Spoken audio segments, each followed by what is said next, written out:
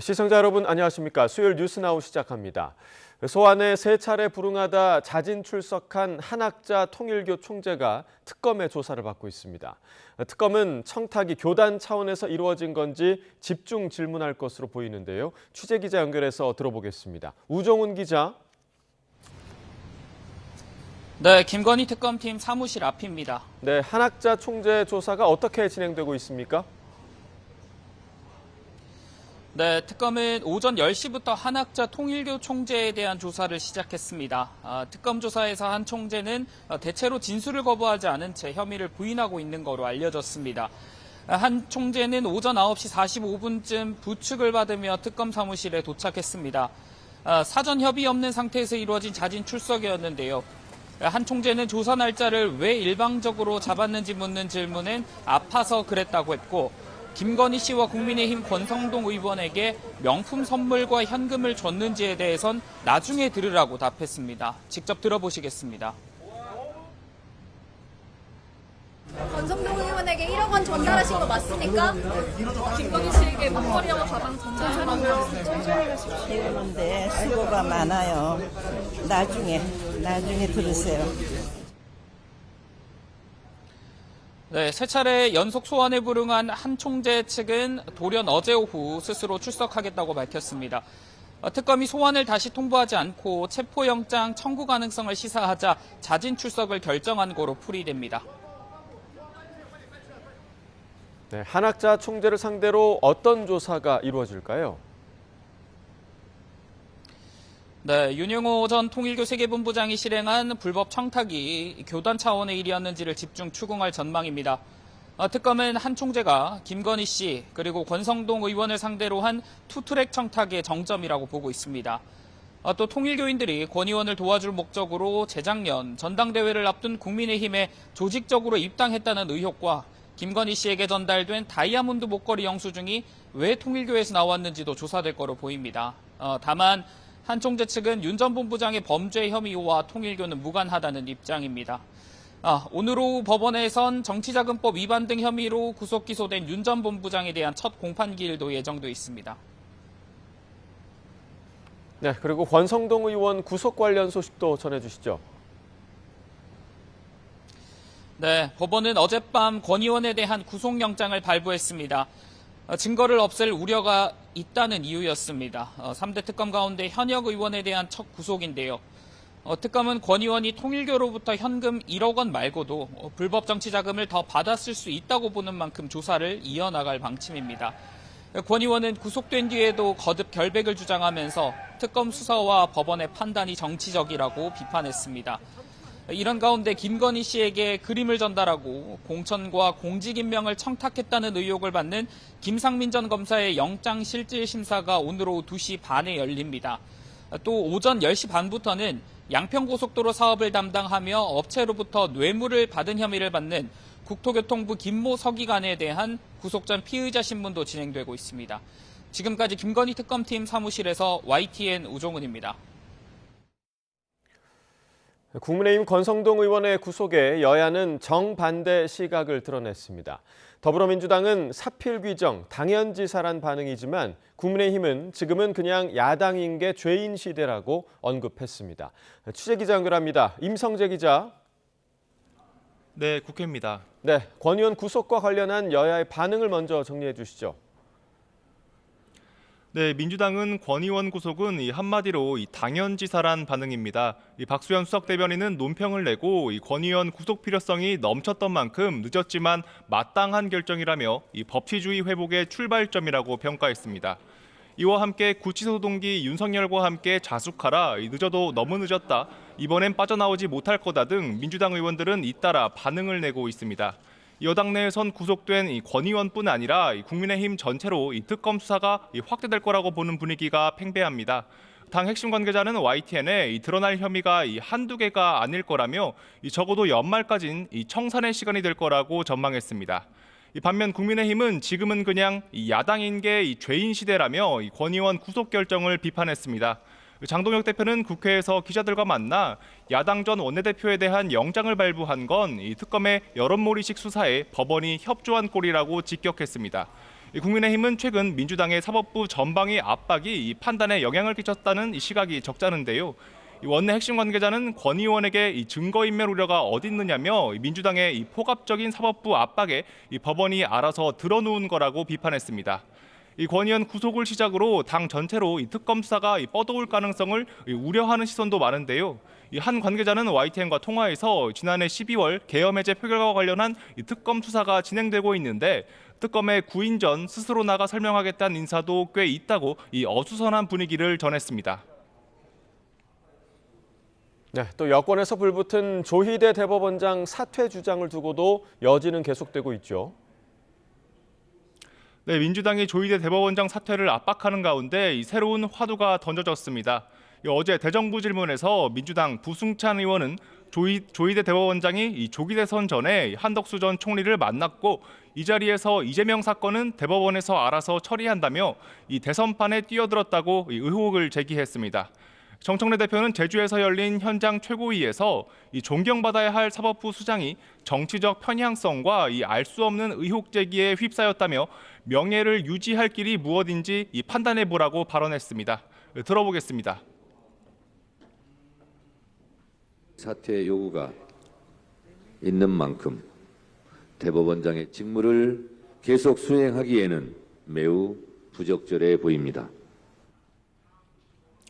당내에선 이런 정 대표의 모습이 사법개혁에 반발하는 사법부 이 압박 차원이란 반응도 있고 직접 조희대 사퇴를 주장하는 이 강경 주장도 적지 않습니다. 다만 당 사법개혁 특위 위원인 이 김남희 의원은 SNS를 통해 이 정치가 이 사법의 영역을 개혁하는 건 입법권 행사를 통해 이 자제력을 가지고 이뤄질 필요가 있다며 이 신중한 모습을 보였습니다. 조국혁신당 조국 비대위원장은 한 발 더 나아가서 지난 대선 과정에서 이 후보를 교체하려 한 대법원장에 대한 이 특검이 필요하다고 주장했습니다. 이와 함께 혁신당은 이미 대법원장에 대한 탄핵 소추안을 준비해뒀다며 사법부를 향한 압박 수위를 높였습니다. 이 국민의힘은 계속되는 민주당의 조희대 사퇴 압박은 명백하게 반헌법적이라고 반박했습니다. 장동혁 대표는 민주당이 또 근거 없는 의혹을 비틀어 이 사퇴로까지 몰고 가고 있다며 이 부메랑은 이재명 대통령에게 돌아갈 거라고 경고했습니다. 들어보겠습니다. 결국 비틀어서 대법원장의 사퇴까지 몰고 가는 이런 저열한 방식이 늘 민주당이 쓰는 방식입니다. 국민의힘은 또 어제 이 대통령이 국무회의에서 이 권력을 가진 특별한 존재란 착각에 빠지지 말라고 한 발언도 이 대법원장을 겨냥한 거라고 의심하고 있습니다. 이 대통령도 이 조 대법원장 이 사퇴에 공감한다면 이 탄핵 사유라고 주장하는 가운데 이 최은석 원내수석 대변인은 이 사법부를 향한 노골적인 압박으로 읽힌다며 이 대통령은 뒤에 숨지 말고 이 성찰과 반성을 하라고 촉구했습니다. 네, 이렇게 전국이 어수선한 상황에서 오늘도 대정부 질문은 이어지죠?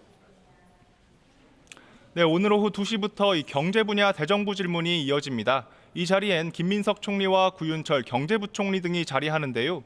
여야는 이재명 정부의 재정 확장 기조와 이 부동산 대출 규제 강화, 상법 개정안 등 이 경제 현안을 두고 격돌할 것으로 보입니다. 이 사상 최고치를 경신한 코스피 등 정부의 성과를 강조하려는 민주당과 이 노란봉투법 등 정부 정책을 강하게 비판하는 이 국민의힘 사이에서 공방이 예상됩니다. 지금까지 국회에서 YTN 임성재입니다. 한덕수 전 국무총리 측은 윤석열 전 대통령 파면 직후 조희대 대법원장과 만났다는 의혹에 대해 사실이 아니라고 반박했습니다. 한 전 총리 측 관계자는 오늘 YTN에 헌법재판소의 탄핵 결정 이전과 이후를 막론하고 한 전 총리는 조희대 대법원장과 회의나 식사를 한 적이 일절 없다고 강조했습니다. 이어 개인적인 친분도 전혀 없다면서 민주당 측의 문제 제기는 소설 같은 얘기라고 설명했습니다. 조희대 대법원장에 대한 사퇴 압박이 계속되는 가운데 대법원은 내부 분위기를 겉으로 드러내지 않고 침묵하고 있습니다. 법관 대표회의에서 공개적인 목소리가 나올지 주목되는데요. 김영수 기자가 보도합니다. 여당 원내 지도부까지 조직 수장에 대해 거취를 압박했지만 조희대 대법원장은 물론 대법원도 특별한 입장을 내지 않고 있습니다. 여권의 사퇴 압박에 힘을 싣는 대통령실 대변인 브리핑 이후 정무수석이 급히 진화에 나선 만큼 대법원 내부적으로는 정치권의 움직임을 조금 더 지켜보자는 기류가 읽힙니다. 다만 일선 판사들 사이에선 이례적인 대법원장 사퇴 압박에 대해 반발하는 분위기도 적지 않습니다. 수도권에 있는 한 지방법원 판사는 YTN과 통화에서 대법원장이 사퇴해야 할 이유가 뭐냐고 되물으면서 탄핵까지 언급되는 게 이해되지 않는다고 반박했습니다. 의견을 내는 판사들 대다수가 대법원장에 대한 사퇴 요구에 대해 받아들이기 어렵다고 언급했는데 일부는 현재 민주당을 중심으로 추진되는 사법개혁 방향에 대해 우려를 나타내기도 했습니다.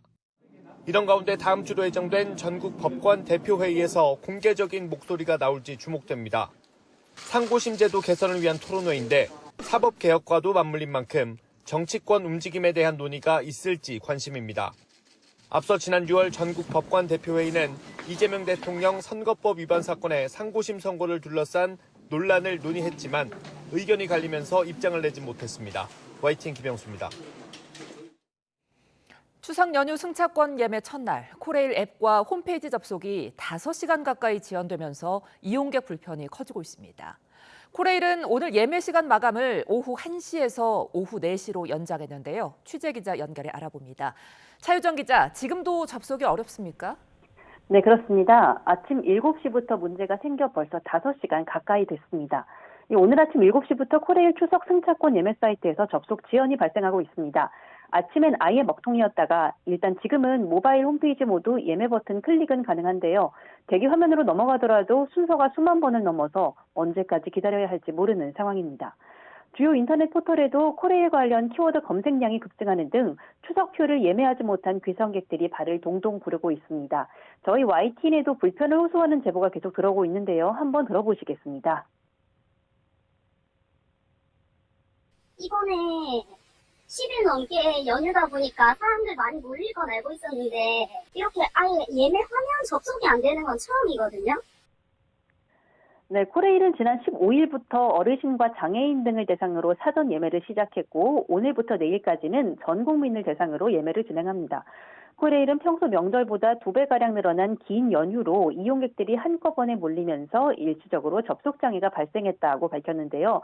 그러면서 승차권 예매 마감 시각을 원래 오후 1시에서 오늘 오후 4시까지로 3시간 연장한다고 밝혔습니다. 내일 예정된 호남, 전라, 강릉선 예매 시간은 아침 7시에서 오후 1시까지로 변동은 없습니다. 코레일은 일단 긴급 조치했고 단계적으로 시스템을 정상화하는 중이라고 강조했습니다. 지금까지 경제부에서 YTN 차유정입니다. 해양경찰관 이재석 경사가 순직한 사고와 관련해 은폐 의혹까지 제기되며 논란이 거센 가운데 해경이 자체 진상조사를 중단했습니다. 대통령 지시에 따라 외부기관이 나설 전망인데요. 당시 파출소 근무일지에 휴게 시간을 허위로 적었다는 의혹까지 제기돼 진상조사에 관심이 쏠립니다. 정현우 기자입니다. 고 이재석 경사 순직 사고와 관련해 해경은 자체적으로 꾸린 진상조사단의 활동을 중단했습니다.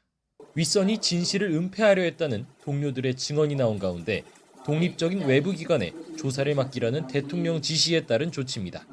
해경은 또 이번 사건과 관련해 지휘 책임자인 인천해양경찰서장과 영흥파출소장, 사고 당시 팀장 등 3명을 대기 발령 조치했습니다.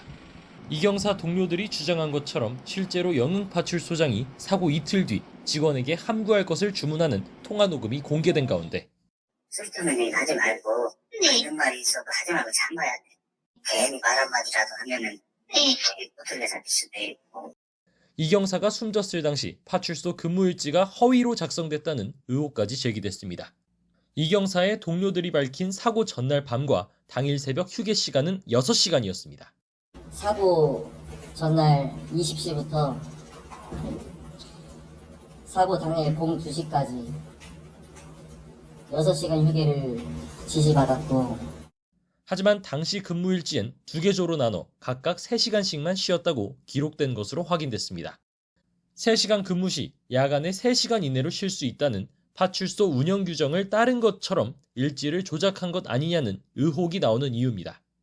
또 이 경사가 사라진 직후 현장에서 구조장비인 동력 서프보드가 필요하다고 무전을 보냈지만 당시 파출소 직원들이 순찰차 예비키를 찾지 못하며 결국 서프보드 투입에 40분 가까이 걸린 것으로 드러났습니다. 이 같은 해경의 구조작업과 사건 은폐 의혹을 둘러싼 논란이 커지는 가운데 어떤 기관에서 진상조사에 나설지 관심이 쏠리고 있습니다. YTN 정현우입니다. 서울 신림동의 한 피자 가게에서 흉기를 휘둘러 3명을 살해한 혐의로 구속된 41살 김동원의 신상 정보가 공개됐습니다.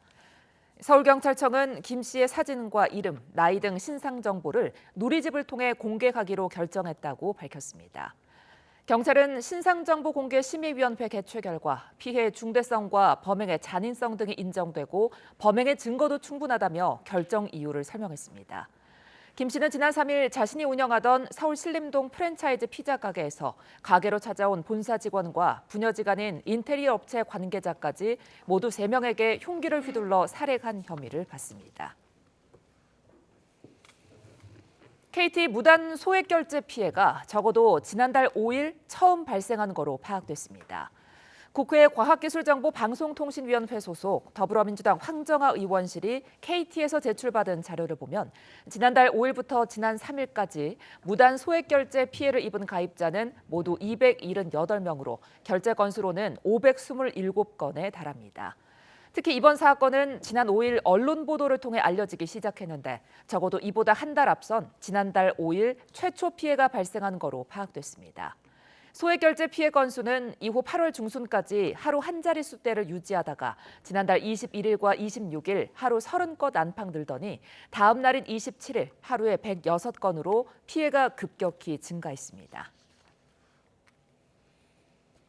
해킹 사고가 발생했던 롯데카드가 조만간 금융당국의 조사 결과가 나오는 대로 피해 규모를 밝히고 대국민 사과를 할 거로 전해졌습니다. 롯데카드 관계자에 따르면 금융당국의 조사가 막바지 단계이며 조만간 결과가 나오는 대로 조져진 대표가 직접 결과 발표와 함께 대국민 사과를 할 예정입니다. 대국민 사과 때 해킹 피해를 당한 고객들에 대한 피해 대책도 함께 발표될 거로 보입니다.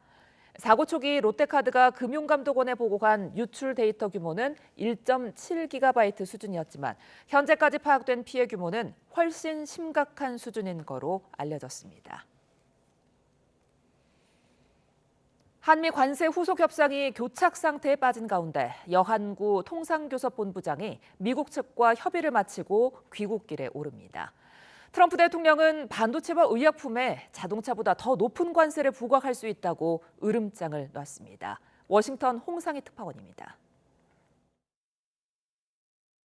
제이미슨 그리어 미 무역대표부 대표를 만난 여한구 통상교섭본부장은 이견을 좁히는 데 주력했습니다. 현재 후속 협상의 가장 큰 쟁점은 3,500억 달러의 대미 투자 대상 선정 방식과 이익 배분 문제입니다. 무역 장벽을 담당하는 그리어 대표가 직접 관여하는 사안은 아니지만 우리 정부의 입장을 설명하고 설득하는 데 주력한 것으로 전해졌습니다. 한국산 자동차도 일본과 마찬가지로 관세율을 낮춰달라는 요구와 함께 최근 조지아 구금 사태로 인한 전문직 비자 쿼터 신설도 집중 요구한 것으로 보입니다. 일본과 유럽연합 등의 자동차 관세를 25%에서 15%로 낮춰준 것에 대한 미국 자동차 업체들의 불만이 나오자 트럼프 대통령은 수익성이 좋은 반도체와 의약품에 더 높은 관세를 부과할 수 있다고 말했습니다.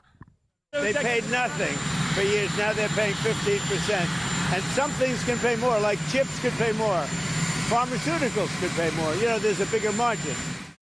미국은 앞서 우리나라의 반도체와 의약품 관세에 최혜국 대우를 하기로 약속했지만 아직 문서화하지 않았기 때문에 안심할 수는 없는 상황입니다. 지난달 트럼프 대통령은 반도체의 100% 관세를, 수입 의약품에는 최대 250%까지 관세를 물리겠다고 엄포를 놓기도 했습니다. 트럼프 대통령은 연방대법원으로 넘어간 관세 소송에 대해서는 판결 결과에 자신감을 보였습니다. 트럼프 대통령이 반도체와 의약품에 대한 고유 관세 부과 가능성까지 언급하면서 후속 협상 장기화에 따른 우려도 더 커지고 있습니다. 워싱턴에서 YTN 홍상입니다. 김민석 국무총리는 미국과 후속 협상 중인 3,500억 달러 규모 대미 투자를 두고 최종 협상이 진행되고 결론이 나는 시점에 국회 동의가 필요할 수도 있다고 말했습니다. 김 총리는 국회 대정부 질문에서 일률적으로 말하긴 어렵지만 조약의 형식이 아니더라도 재정적 부담을 지울 수 있는 부분이라면 국회 동의를 받을 수 있는 내용이 헌법에 있다며 이같이 밝혔습니다. 조현 외교부 장관도 국민에게 부담을 지우는 내용이 있다면 당연히 국회에 설명하고 동의를 구해야 한다는 게 우리 입장이고 미국 측에도 이 점을 분명히 얘기했다고 설명했습니다. 한중 외교장관 회담이 오늘 저녁 중국 베이징에서 열립니다. 조현 외교부 장관은 시진핑 국가주석의 방한 일정은 물론 북한 문제 등에 대해서도 폭넓은 논의가 있을 거라고 말했습니다. 직접 들어보시죠. 얼마 전에 김정은 위원장이 방중을 했기 때문에 그것과 관한 이야기도 듣고 북한 문제에 관해서도 한중 간에 협의할 계획으로 있습니다. 에이펙 회의에 시진핑 주석이 방한할 것으로 알고 있는데 거기에 관해서도 구체적인 내용을 서로 협의하게 될 것입니다. 바람직하지 않은 이슈가 있으면 그것에 대해서도 분명하게 밝히고 문제점을 지적하고 해야 될 것입니다. 서해 구조물 문제는, 해상 구조물 문제는 저희로서는, 우리나라로서는 분명히 그런 중에 하나라고 생각합니다. 이번 조 장관의 방중은 외교 관례를 깬 파격입니다. 중국 측이 방한할 차례인데도 격식을 따지지 않기로 한 건데 중국 관영지는 미국의 압박에 한국의 균형 외교로 돌아섰다며 함께 맞서자고 반겼습니다. 베이징 강정규 특파원입니다. 취임 이후 처음 베이징을 찾는 조현 외교부 장관. 중국의 외교사령탑 왕이 부장과 회담합니다. 전임 조태열 장관이 지난해 5월 방중했던 만큼 이번엔 왕 부장이 방한할 차례였습니다. 하지만 순서나 격식은 따지지 않기로 했습니다. 应中共中央政治局委员外交部长王毅邀请，韩国外长赵显将于9月17日访华。 관영 환구시보는 사설을 통해 조 장관이 관례를 깨고 중국에 먼저 왔다는 점을 부각했습니다. 중국과 관계를 개선하려는 한국의 적극적인 의지를 보여줬다는 겁니다. 이어 미국의 관세와 투자 압박 탓에 한국이 균형 외교의 중요성을 인식하게 됐다고 주장했습니다. 외부 간섭을 배제하고 한미 경제 무역 마찰에 대한 완충을 모색하자고도 덧붙였습니다. 신문은 또 조 장관의 이번 방문이 경주 에이펙 정상회의를 위한 사전 준비 성격이라고 짚었습니다. 자유무역 체제의 수혜자인 한중 양국이 일방주의와 보호무역 확산에 맞서 협력하자고 촉구했습니다. 시진핑 방한의 장애물로 꼽히는 혐중 시위를 두곤 이재명 대통령의 공개 비판 발언도 상기시켰습니다. 일부러 그러더라고. 그 특정 국가 관광에 모욕을 해가지고 관계를 악화시키려고. 그게 무슨 표현의 자유예요? 그게 깽판이지. 한미 관계가 흔들리는 미묘한 시점에 관례를 깨고 먼저 찾아온 한국 외교수장의 방문에 중국은 의미를 부여하며 반기고 있습니다. 베이징에서 YTN 강정규입니다.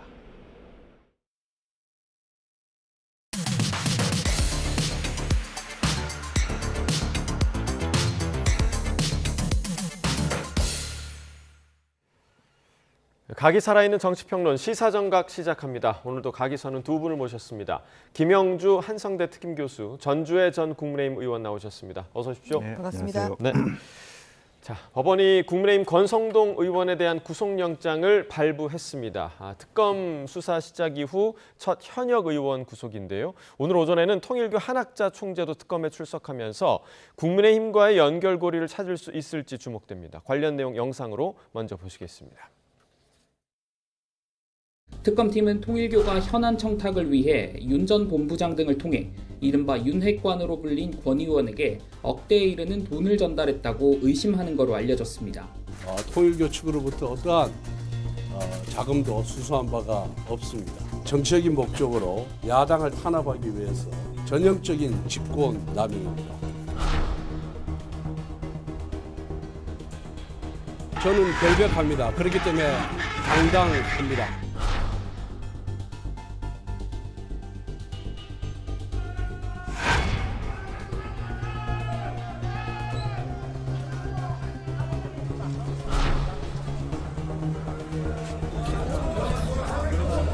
권성동 의원에게 1억 원 전달하신 거 맞습니까? 네, 수고가 많아요. 나중에 들으세요.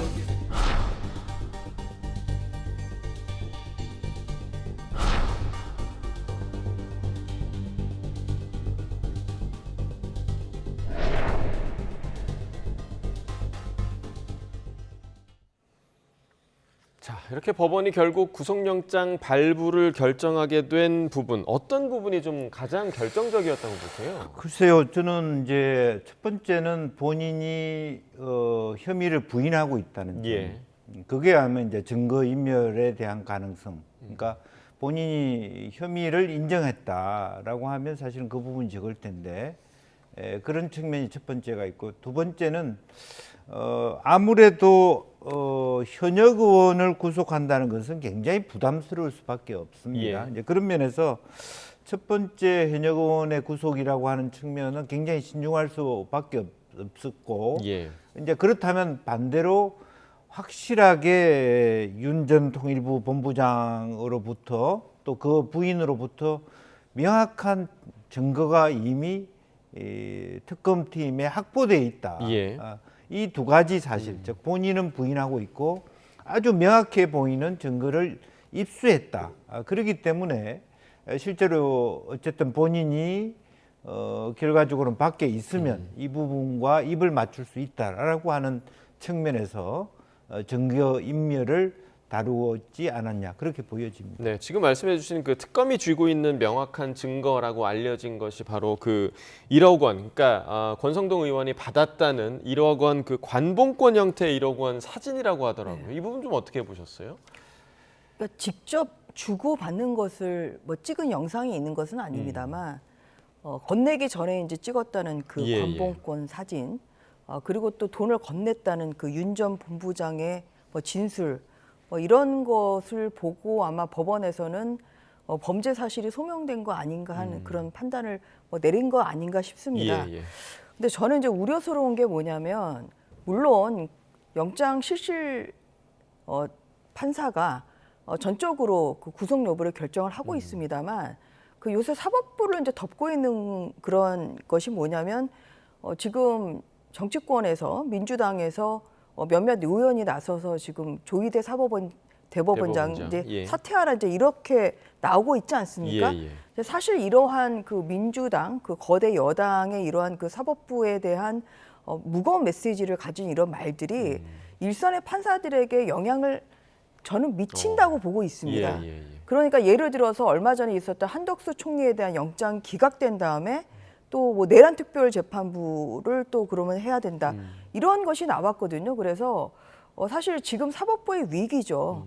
사법부의 수장이고 또 임기가 보장된 이 대법원장에 대해서 아무런 그런 명분 없이 사퇴하라고 하는 것 자체가 사법부의 구성원들로서는 굉장한 위기감을 가지고 있고, 이러다 보니까 또 영장이 만약에 기각이 된다고 하면 어떠한 사태로 지금 이어질지 이것은 너무 명백하지 않습니까? 이제 이런 면에서 요새 그 이루어지고 있는 이 민주당의 그 사법부에 대한 공격이 결국 판사들로 하여금 영장을 발부하게 하는, 또한 좀 사법부의 어떤 그런 그 심사를 하는 데 있어서 위축을 하게 하는 저는 그런 결과로 이어지지 않았나 그렇게 생각이 되고, 굉장히 저는 큰 우려를 표시하는 바입니다. 네, 그러니까 이제 여권의 사법부 압박에 판사들이 그만큼 좀 부담감을 가졌을 가능성이 있다라고 분석을 해주셨는데, 지금 저희가 조금 전에도 영상에서 보셨지만 말미에 권성동 의원 말고도 지금 특검에 수사를 받은, 압수수색을 당했던 그런 의원들이 있습니다. 그래서 지금 야권 전체로 지금 이 특검 수사가 전방위적으로 확대될 거 아니냐, 칼날이 국민의힘을 향하는 건 아니냐, 이런 우려의 시선도 좀 나오고 있어요. 그동안에 이제 그거야말로 사실은 이제 검찰이 비판받아야 될 대목이 있습니다. 예를 들면 5, 6년 끌던 것들을 특히 나경원 의원 같은 경우는 이제 그런 측면에서는 패스트트랙과 관련해서 그런 부분에 대해서 갑자기 계속 그 5년씩 6년씩 지고 있다가, 그리고 난 다음에 정권 바뀌고 난 다음에 우리가 깜짝 놀랄 정도로 세게 형량을 때린다든지, 이것들은 오히려 정말 그 검찰 자체도 비판받아야 될 어떤 검찰 개혁의 대상이 된다라는 생각을 갖게 되고요. 그래서 몰아서 이렇게 하니까 이것 자체가 검찰에 대한 어떤 의심을 갖게 되고, 또 실제적으로 보면 이것이 현 정부에도 부담을 주는 겁니다. 야당이 주장하듯이 이건 말하자면 정치적 탄압이다라고 하는 그런 말을 나올 수밖에 없도록 하는 계기를 그렇게 만들고 있다. 그러나 어찌됐든 지체제에 있던 부분이 이제 한꺼번에 터지다 보니까 이런 부분들이 있는 것 같고, 다만 지금 이제 이번 그 관세 협정에서도 일부 나왔습니다만은 종교인에 대한 대대적인 어떤 수사라든지 정치인에 대한 대대적인 수사는 조금 더 신중할 필요가 있겠다라는 그런 생각을 갖게 됩니다. 예, 자, 오늘 그 앞서 보셨지만 한학자 총재가 특검에 출석을 했거든요. 자진 출석의 형태였는데 결국은 특검이 한학자 총재에게 확인하려는 건 그 건네줬다는 1억 원에 대한 지시 여부겠죠? 어떻게 보십니까? 맞습니다. 이제 그래서 수사에 갈 것이 또 정치권뿐만 아니라 통일교라는 그런 그 종교 단체에도 지금 향해 가고 있는 그런 모습인데요. 아무래도 이제 한학자 총재에게 확인할 것은 이 1억 원을 건네는 것을 이제 알았는지 사실 이제 그런 부분 아니겠습니까? 이제 그런 부분에 대해서 오늘 뭐 충분한 그런 수사가 이루어질 것으로 보입니다. 지금 한학자 총재가 한 번도 특검의 소환에 대해서 지금 출석하지는 못했죠. 한 번 이제 불출석하고 오늘 출석을 했는데 건강도 굉장히 안 좋고 또 어떠한 그런 구체적인 지시가 있었는지 좀 그 부분에 대해서 글쎄 저는 이제 그 부분에 대한 어떤 확인 차원에서 오늘 소환은 피해갈 수 없었다고 이제 보이는 것이고요. 그리고 아직까지 그런 그 통일교 총재 차원에서의 어떤 그런 뭐 구체적인 지시가 있었다. 아직 그러한 이야기는 안 나오고 있느니만큼 또 특검에서도 또 원칙에 따라서 또 그 범죄 사실에 대해서 충분한 수사는 하되 어떤 그런 그 보여주기식이랄지 아니면은 망신주기식이랄지 뭐 이러한 좀 수사에 로 이어지는 것은 저는 지양을 해야 된다고 생각합니다. 이번에 이재명 대통령이 이제 트럼프 대통령과 만났을 때 또 종교계의 이야기가 나왔습니다만 사실 뭐 그 통일교도 또 미국에 뭐 여러 교인들도 있을 뿐만 아니라 어느 정도 영향력이 좀 있다, 이런 이야기가 좀 들리기 때문에 자칫 외국에서 봤을 때는 어떤 종교 탄압으로 보이지 않도록 또한 그 원칙에 따라서 또 신중한 그런 수사가 필요한 시점이라고 생각합니다. 네, 자 이제 3대 특검이 수사를 시작한 이후 첫 현역 의원 구속, 권성동 의원의 구속이었는데요. 오늘 아침 국민의힘 장동혁 대표, 지금은 그냥 야당인 게 죄인 시대다, 이런 말을 하기도 했는데 그 내용 함께 들어보겠습니다. 지금은 그냥 야당인 것이 죄인 시대입니다. 우리가 돌이켜서 수사에 협조를 제대로 하지 않았던 이재명 전 대표에 대한 영장실질심사에서 그때는 야당의 대표여서 위증교사를 하고도 증거인멸의 우려가 없다라고 면죄부가 발부되던 시대라면 지금은 야당인 것 자체가 죄인, 성실히 수사에 임했고 불체포 특검까지 포기했던 야당의 전 원내대표에 대해서 구속영장을 발부하는 것, 이것은 결국 특검의 여론몰이식 수사에 대해서 법원이 협조한 꼴이 되었습니다. 자, 과거 이재명 대통령이 야당 대표였던 시절을 소환을 하면서 비판을 했는데 그때와 지금이 좀 어떻게 다릅니까?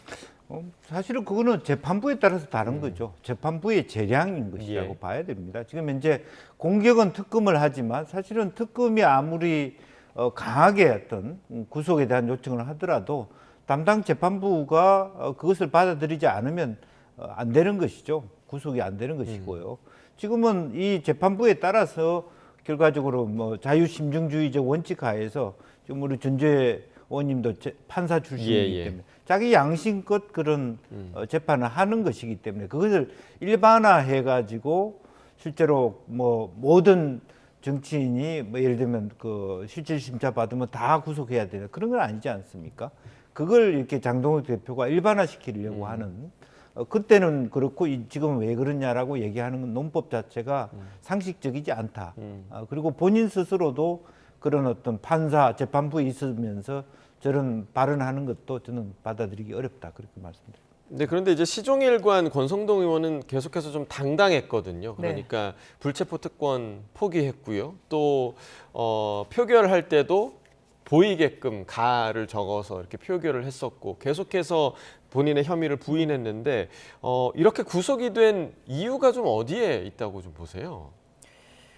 그러니까 장동혁 국민의힘 대표가 이야기한 대로 이재명 그 당시 당대표에 대한 영장 기각의 잣대로를 그대로 들이댄다고 하면 적용한다고 하면 이번 사안도 저도 그러니까 기각이 맞다고 생각합니다. 왜냐하면 그때 야당 대표라서 공인의 어떤 지위에 있는데 증거인멸을 할 수 있겠냐. 사실 이러한 문구가 영장 기각 사유에 써 있었거든요. 마찬가지의 잣대로 권성동 의원도 또 현역 의원이고 또 5선의 지금 중진 의원인데 이분이 어떤 증거 인멸을 할 수 있는 그러한 그 공인의 지위에 있는 분인데 그렇게 하겠습니까? 그래서 그런 면에서 국민의힘 입장에서는 뭔가 야당이기 때문에 또 불리한 그런 결과가 나온 거 아니냐는 그런 의혹감을 안 가질 수밖에 좀 없는 좀 상황인 것 같고요. 그리고 또 권성동 이제 의원 입장에서도 페이스북에 이제 이것이 정치 탄압이다. 그리고 정치 탄압의 지금 그 출발점이라 좀 이런 우려감을 좀 표시하고 있죠.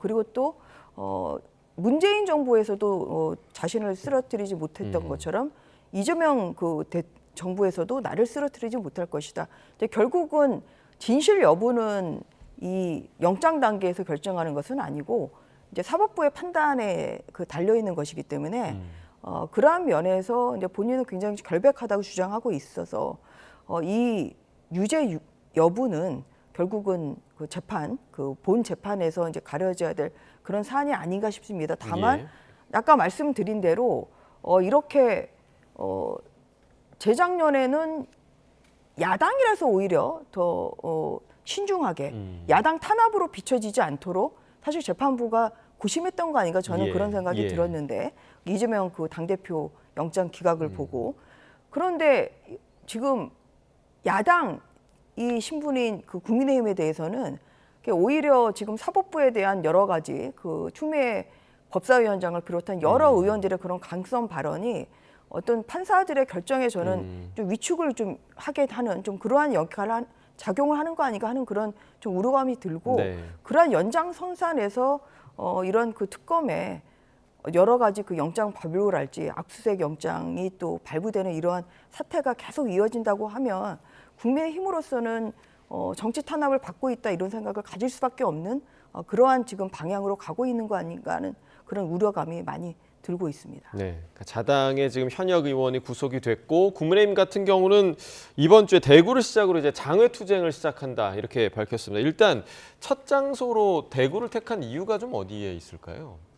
아무래도 또 대구가 가지고 있는 그런 상징이 있죠. 네, 그리고 또 뭐 많은 그 국민의힘의 또 현역 의원들도 있고 그렇기 때문에 일단 그 물론 또 부산에서도 이번 주에 또 지난주에 또 장동혁 당대표가 부산에서 또 회의를 했습니다만 자연스럽게 또 부산을 갔기 때문에 또 대구로 그렇게 이어진 거 아닌가 싶습니다. 지금 사실 이제 국민의힘으로서는 장외 투쟁을 해야 되느냐 말아야 되느냐 사실 그런 고민 포인트가 있었던 것으로 알고 있습니다.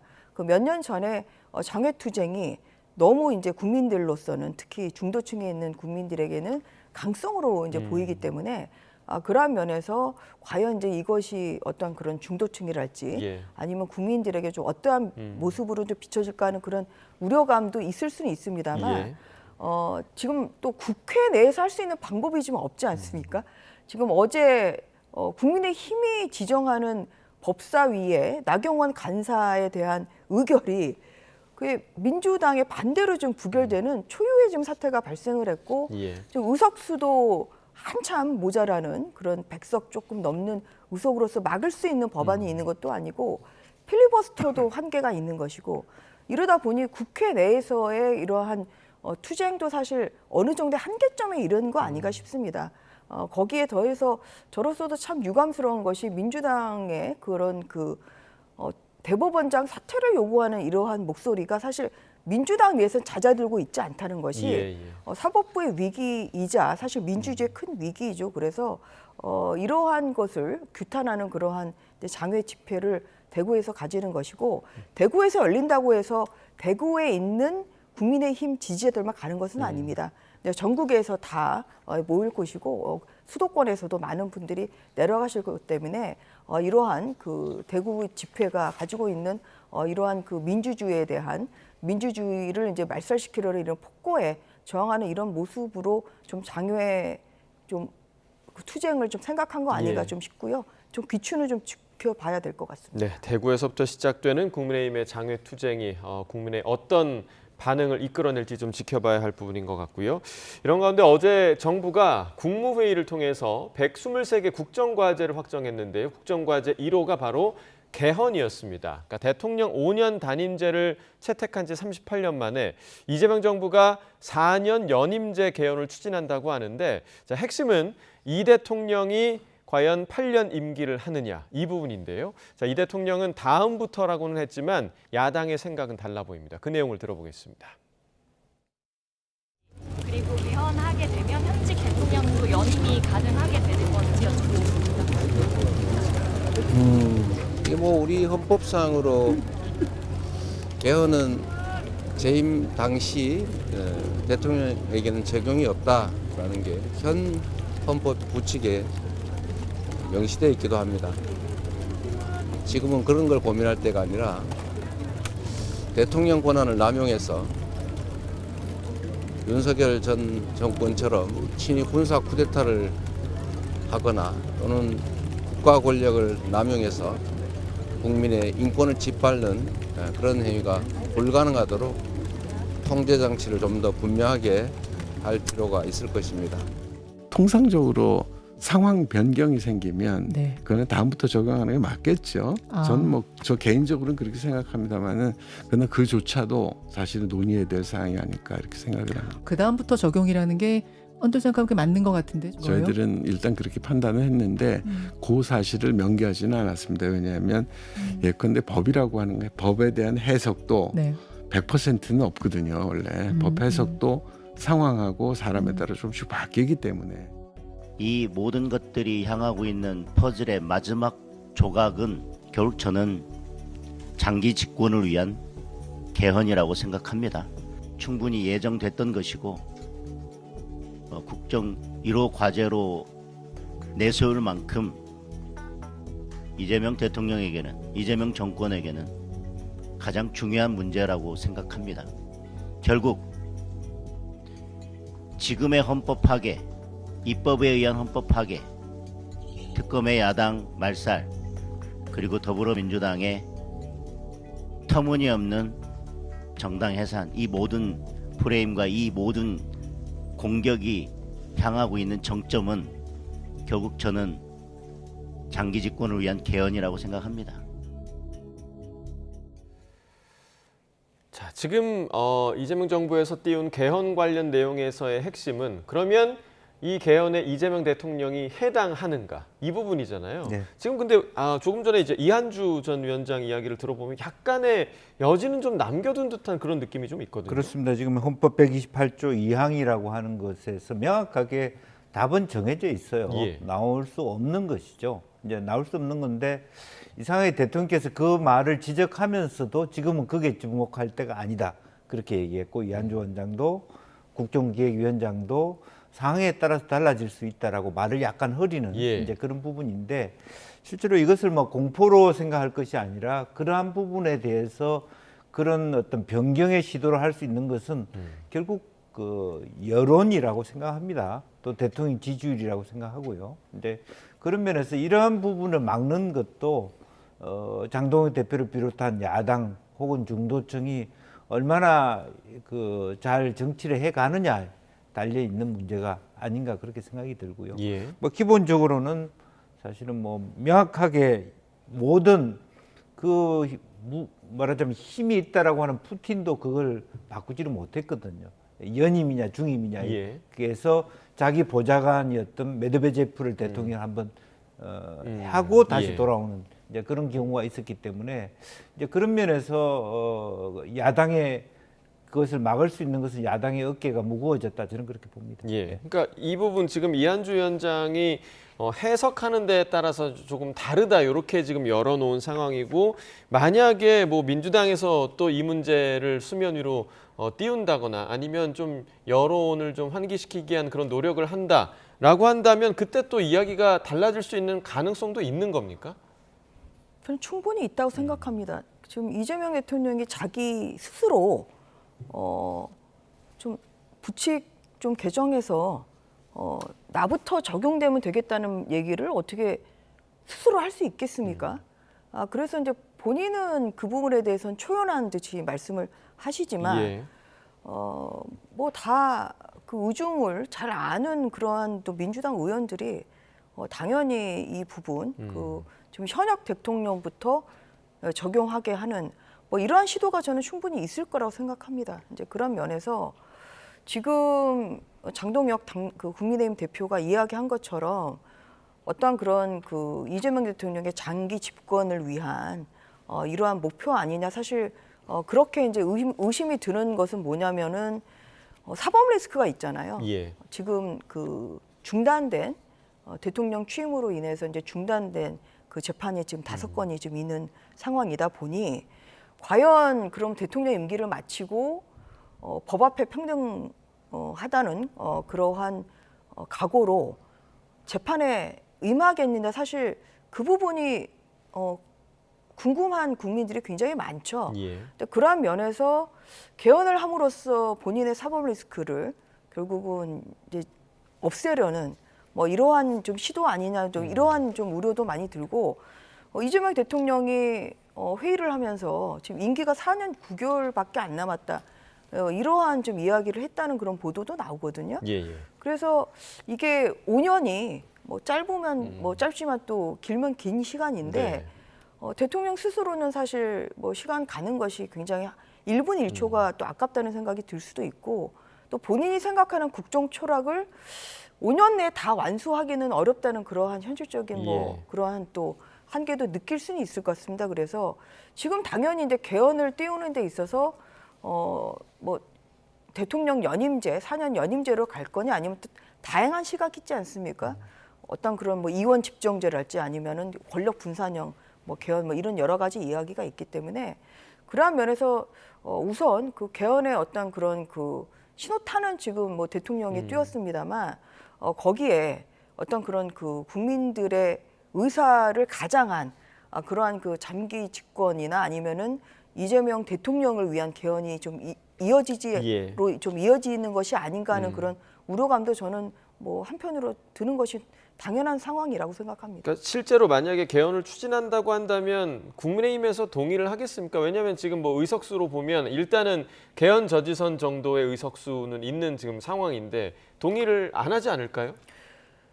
저도 그렇게 생각합니다만 그래서 이제 뭐 권성동 의원의 지금 구속이랄지 사실 좀 그런 부분에 대해서 국민의힘에서 굉장히 우려스럽게 이제 보는 것은 의원 수가 줄고 지금 있다. 이제 특검, 예. 이제 특검에서 좀 여러 명의 지금 의원을 소환 조사를 했다는 것이고, 뭐 그리고 또 뭐 정당 예산 지금 운운하고 있고 지금 이런 상황이라 이게 그 개헌을 또 하는 데 있어서는 여야가 합의를 해야 일단 개헌안이 만들어지는 것이죠.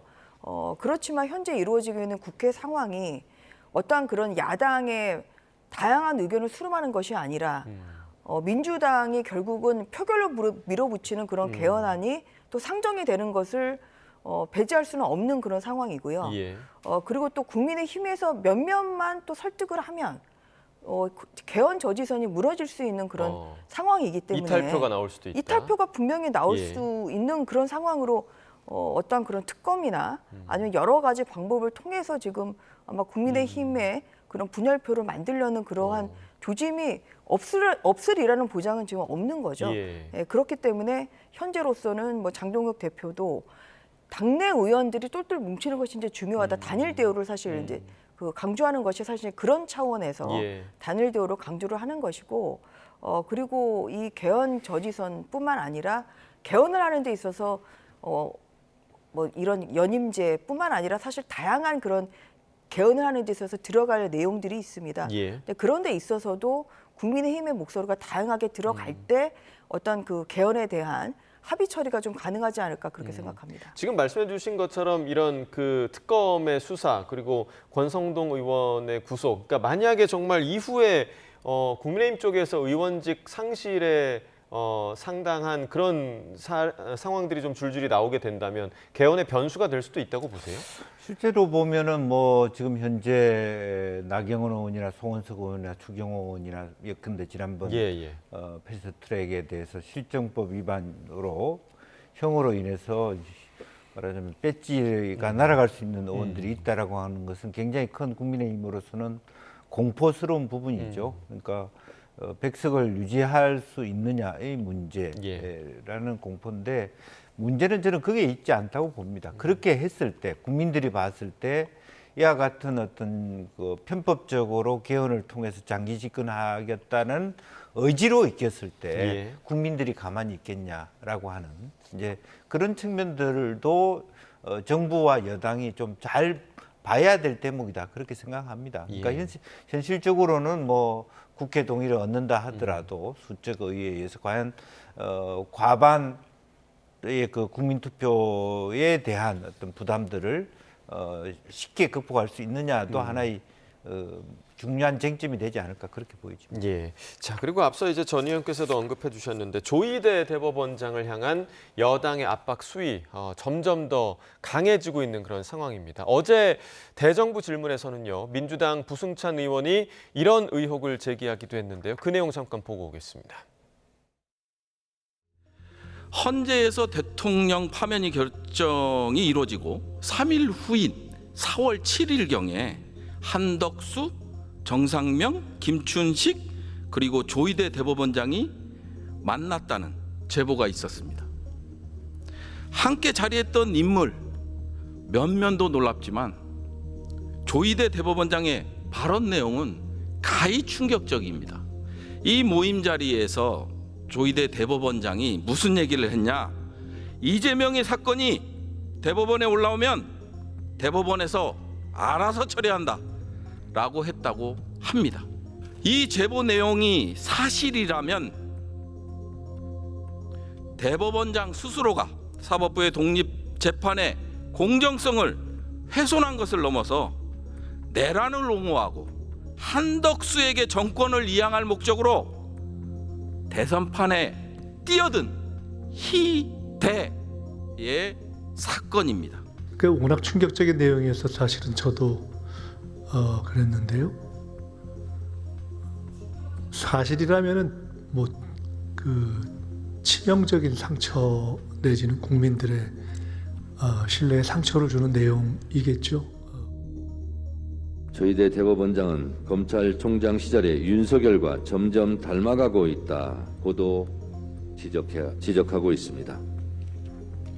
자, 그러면 조희대 대법원장은 어떻게 하시겠습니까? 부승찬 의원의 의혹 제기가 만약 사실이라면 국민 여러분, 조희대 대법원장을 어떻게 해야 하겠습니까? 조희대 대법원장 스스로 언론인들의 입을 틀어막고 귀를 틀어막을 것이 아니라 스스로 답할 때가 되었습니다. 내란 특검은 이 제기된 충격적인 의혹에 대해서 수사해야 합니다.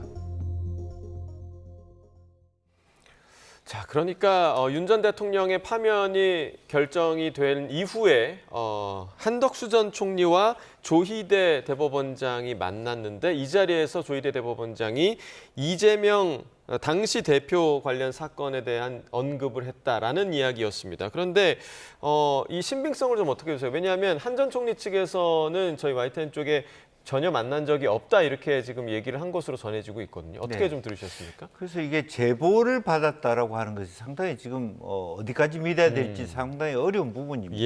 예컨대 지금 방금 언급이 있었습니다만 한덕수 총리 전 총리 입장에서는 전혀 그전도 그 후에도 이렇게 만난 적이 없다라고 부인하고 있고요. 뭐 아직까지도 대법원이라든지 조희대 대법관이 이런 데 대한 언급을 일체 하지 않으시고 있습니다만은 결과적으로는 이것이 어떤 그 잘못된 제보일 수도 있다라고 하는 것을 좀 생각해 볼 수 있다면 조금 신중할 필요가 있겠다는 생각이고요. 지금 이 부승찬 의원의 얘기는 한덕수 총리가 어쨌든 대통령 이후에 차기 대권을 생각하면서 이재명 야당 그 대표를 이제 소위 파기환송을 통해서 빨리 이제 감옥에 넣겠다라는 기획 회의가 있었다라고 하는 부분입니다. 만약 그렇게 된다면 상당히 얘기는 달라지는 것이죠. 그리고 또 우리가 흔히 우리 김민석 총리가 계엄에 대한 얘기를 처음에 작년 여름에 했을 때만 하더라도 어떻게 그 말도 안 되는 얘기를 하지 했는데 그게 사실이 드러났기 때문에 이런 부분에 대해서 과연 그런 일이 있을까 하지만 왜 현재 민주당 의원들이 저렇게 세게 나오나 라고 하는 부분에 대해서 실제 그런 실체가 있는지 이런 여러 가지 상당히 그 고민을 할 수밖에 없는 대목이고 여전히 그럼에도 불구하고 본인이 직접 뭐 인지한 게 아니고 제보를 받았다는 면에서는 조금 신중해야 될 부분도 없지 않아 있다 그렇게 보여집니다. 제보이기 때문에 지금 신빙성에 약간 고개가 갸웃거린다라는 말씀이셨고 이게 만약에 정말 의혹 제기에만 그치고 사실이 아니라면 또 여권에 또 역풍이 있지 않겠습니까? 어떻게 좀 보세요? 저는 전형적인 공작 정치라고 생각합니다. 저는 저 말을 듣고 청담동 술자리 의혹을 제기했던 그 김의겸 의원의 그 법사위 장면이 떠올랐거든요. 제가 조희대 대법원장 청문회에도 참여를 했었고, 그리고 또 조희대 대법원장이 어떤 분인가에 대해서는 같은 법원에 근무는 안 했습니다만, 그래도 비슷한 시기에 판사 생활을 했기 때문에 여러 분으로부터 들어서 알고 있습니다. 그 조희대 대법원장의 청문회 당시에 그 당시에 야당이었던 민주당 의원들조차 칭찬을 했을 정도로 정말 청렴결백하고 그리고 정말 법과 원칙에 따라서 재판을 하는 분입니다. 그러니까 지금 이러한 그 만났다는 것 자체도 저는 소설이라고 생각을 하고요. 그리고 그 자리에서 조희대 대법원장이 했다는 말도 지금 언급이 되고 있는데 정말 그것은 저는 정말 소설이라고 생각합니다. 그러니까 뭐냐면 아까도 제가 여러 차례 말씀드렸습니다만 지금 이런 그 민주당의 대법원장에 대한 공격이 잦아들지 않는다는 것이 굉장히 우려스럽다는 것이죠. 그러니까 이렇게 찔러보고 저렇게 찔러보고 지금 계속 이러고 있지 않습니까? 그리고 또 대통령실에서는 간보기를 하는 건지 처음에 김유정 대변인을 통해서 거기에 대해서 공감한다는 식으로 얘기를 했다가 여론이 안 좋아지니까 지금 발을 빼고 있어요. 그리고 우상호 정무수석이 어제 기자간담회를 자청해서 거기에 대한 당의 계획이 있으면 이것이야말로 정말 대단한 법치 유린이죠. 너무 당연한 말을 대단한 기자회견으로 하고 계신데 저는 이 사법부에 대해서 지금 이루어지고 있는 이것이 결국은 조희대 대법원장의 낙마를 지금 목표로 하고 있는 거 아닌 그런 우려감이 많이 듭니다. 이제 그런 면에서 결국은 그 결정적인 이유는 이재명 대통령의 파기환송심 아니겠습니까? 그래서 이 어떠한 그런 특정인에 대한 판결이 마음에 안 든다고 해서 결국 판사한테 그만두라 이렇게 얘기할 수는 없는 거예요. 그게 왜 어떻게 그렇게 빠를 수가 있냐라는 지적은 좀 어떻게 보세요? 그것은 오히려 이렇게 생각할 수가 있는 거죠. 그러니까 대법원으로서는 2심 판결이 너무나 명백하게 잘못됐다고 생각을 저는 했기 때문에 오히려 그 민주당의 그럼 대선에 가까울수록 만약에 예를 들어서 후보 등록일에 가깝게 만약에 선고를 했다고 하면 정말 파장이 더 큰 거 아니겠습니까? 많은 대다수의 대법관들이 이 사건 2심 판결을 보고 또 기록을 보고 2심 판결이 명백히 잘못됐다는 그러한 공감대가 형성이 됐기 때문인 것이지 어떠한 그런 대법원장이 나서서 이렇게 이 결론을 내리고 이럴 수 있는 구조가 아닙니다. 그렇기 때문에 그러한 면에서 빨리 잡힌 것은 그만큼 2심 판결의 오류가 심했기 때문이라고 저는 생각합니다. 그리고 대법원으로서는 이것은 이제 저의 추측입니다만 굉장히 이례적으로 빨리 잡았던 건 그만큼 민주당에 대한 그러한 그 민주당 대선 후보에 대한 오히려 그런 정말 그 혼란을 예상치도 줄이기 못한 위해서, 예. 그런 혼란을 조금이라도 줄이기 위해서 좀 그 선고기를 앞당겼던 거 아닌가 좀 그런 생각이 듭니다. 예. 그 이후에 이제 2심 재판에서 중단이 돼 있는 상황이고 그런데 이제 그런 상황에서 좀 과도하게 그렇게 특정 판결과 결부시켜서 대법원장을 흔드는 그런 모습이 국민들의 눈에는 정말 이 정부 여당이 사법권까지 자꾸 흔들려는 이러한 모습으로 비춰지기 때문에 굉장히 우려스럽다는 말씀을 다시 한번 드리는 바입니다. 네, 자 지금 그 말씀 중에 대통령실 강유정 대변인 이야기도 좀 해주셨는데 그 뭐 언급을 바꾸고 했던 그런 부분들에 대해서 지금 해임 얘기도 나오고 있습니다. 어떻게 해야 한다고 보세요?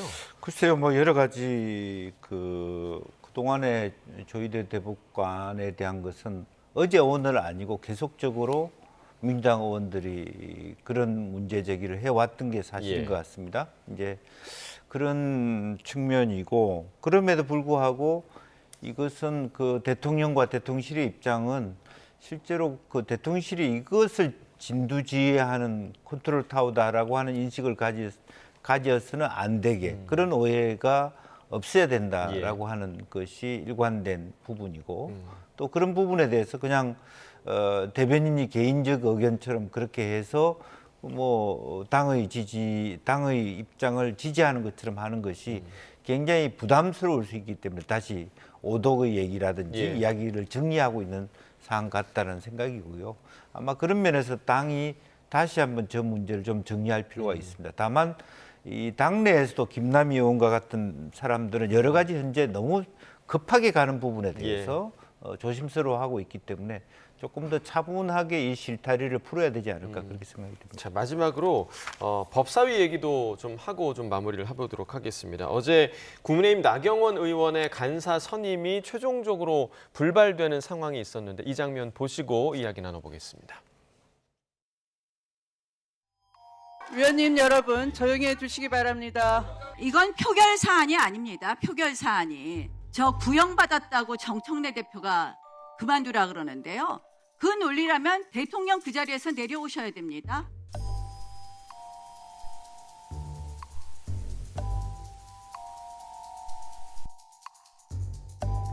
네, 투표 결과를 말씀드리겠습니다. 총 투표수 10표 중 부 10표로 의사일정 제2항 나경원 간사 선임의 건은 부결되었음을 선포합니다.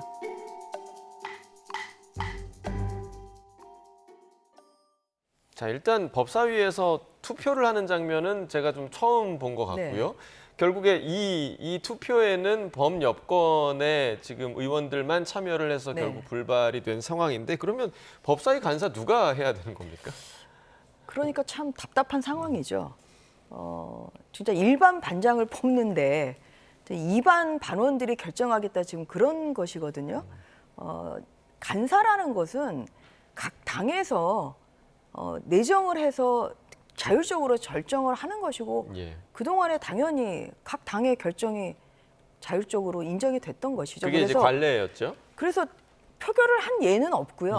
다 박수로 다 통과를 하는 것이 이것이 너무나 지극히 정상적인 그런 국회 상황이었습니다. 그런데 지금 10월부터 국정감사가 시작이거든요. 그러면은 다 간사가 있어야 어떤 그런 국정 일정이랄지 국감 일정이랄지 아니면은 각가지 그런 의사 일정을 협의를 합니다. 지금 민주당은 지금 그런 민주당 간사는 있습니다만 지금 국민의힘 간사가 없기 때문에 대화 상대가 좀 없는 상황이에요. 그러니까 추미애 그 법사위원장을 비롯한 민주당 의원들이 그 나경원 의원의 간사 선임을 저렇게 반대하는 이유는 결국 나경원 의원이 간사가 되면 좀 뭔가 그 워낙 말씀도 잘하시고 또한 경력도 또 굉장히 깊으시기 때문에 오히려 이제 존재감이 나오는 것을 싫어해서 저렇게 하는 건가 하는 그런 의심까지 들 정도로 매우 비정상적인 상황입니다. 그렇기 때문에 오늘도 이제 국민의힘에서 원내 대변인이나 당 대변인 논평도 나왔습니다만 이것이야말로 의회 독재이죠. 이러한 면이 민주당이 그 추구하고자 하는 바가 무엇인가에 대해서 국민들이 목도하고 계실 텐데 저는 상식적이고 합리적인 국민들이라면 민주당의 이러한 그 지금 이루어지고 있는 행태가 민주당에 저는 좋게 그 영향을 미치지 않을 거라고 생각합니다. 네. 저는 나경원 간사에 대해서는 다시 한번 그 상정을 해서 신속하게 표결을 통하는 것이 아니라 정말 그 다수의 그런 박수로 그 추인돼야 되는 그런 상황이 빨리 좀 왔으면 하는 그런 바람을 다시 한번 말씀드립니다. 네, 그야말로 하루가 멀다 하고 고성이 오가고 싸우는 그 법사위 모습에 좀 지치는 국민도 좀 있을 것 같거든요. 어떻게 네. 바라보고 계세요? 맞습니다. 그러니까 모든 법이 지금 법사위로 다 몰리고 있는데 법사위의 어떤 간사 스님이 이렇게 시간을 끄는 것은 굉장히 국익에도 배치되는 일이라고 생각이 들고요. 저는 민주당이 이렇게 어떤 포결을 하는 것에 대해서 국회법을 문제 제기해서 국회 사무처에서 윤리위에 제소한다든지 이런 차분한 국민의힘의 대처가 필요하다라고 생각이 들고 또 한편으로는 이렇게 감정적 차원으로 할 것이 아니라 힘을 논리로 하면 끝까지 안 되는 겁니다. 그렇다면 국민의힘이 대승적 차원에서 간사를 교체하는 것도 방법이다. 왜냐하면 국정고 감사를 앞두고 예를 들어 피감기관들이 다 있는데 이제 그런 면에서 아무래도 뭐 그것이 원칙적으로 나경원 간사가 간사가 될 자격이 안 된다는 뜻이 아니라 흠결이 없는 부분에 대해서는 다른 분이 있다면 훨씬 더 좋은 상태에서 국정감사를 할 수 있지 않겠냐. 저는 그런 개인적인 차원의 제안을 드리고 싶습니다. 네. 하루빨리 법사위가 제 기능을 회복하길 국민의 한 사람으로서 여야 모두에 좀 부탁을 드리도록 하겠습니다. 김영주 한성대 특임교수, 전주혜 전 국민의힘 의원과 이야기 나눠봤습니다. 두 분 말씀 고맙습니다.